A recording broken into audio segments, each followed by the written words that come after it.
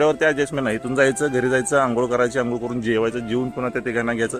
थोडंसं वरती आलं की पुन्हा तिथं रस्ता आहे, मग तिथं पुन्हा यायचं माघारी, पुन्हा पाण्याची ॲडजस्टमेंट करायची आणि पुन्हा माघारी पुन्हा जायचं. आता तिथं गेल्यानंतर पुन्हा काय करायचं, समजा पाणी जर लवकर आलं तर आपल्याकडं सोलार मोबाईलवरती ऑन ऑफ करता येतं. ती एक भारी आहे. तशी सरी बदलायची.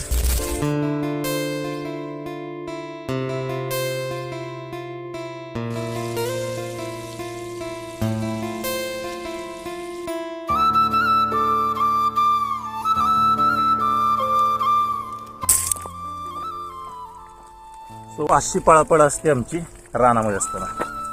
सो गाईज अशी असते आमची पळापळी कुठेही जाताना शेतकऱ्याची. अवघड असते सगळं मॅनेज करणं. सो गाडी माझी मी तिथं लावली, इथं आपली गाडी लावली आणि मी इथं आलो. रानामध्ये 2 साऱ्यांचं ॲडजस्टमेंट केलं, बाकी साऱ्यांनी पाणी लावलं. आता इथून पुढं आपलं जायचं ते कुठं, आपल्या डेस्टिनेशनवरती. सो माझा हा असा लुक रोजचा साधा, एवढं काय फॅशनेबल नाही. तुमचा गणेश सो साधा भोळा मानून घ्या. कसा दिसतोय तसा राजागत तर दिसत नसेल मला माहिती आहे, हां, परंतु तुमच्या हृदयामध्ये तर स्थान असणार आहे मला 100%, एवढी गॅरंटी मी देतो आहे की नाही. गाडी पशी आलोय, जातो. हे जण चालत गेलेत. तो माझ्या जाने म्हणला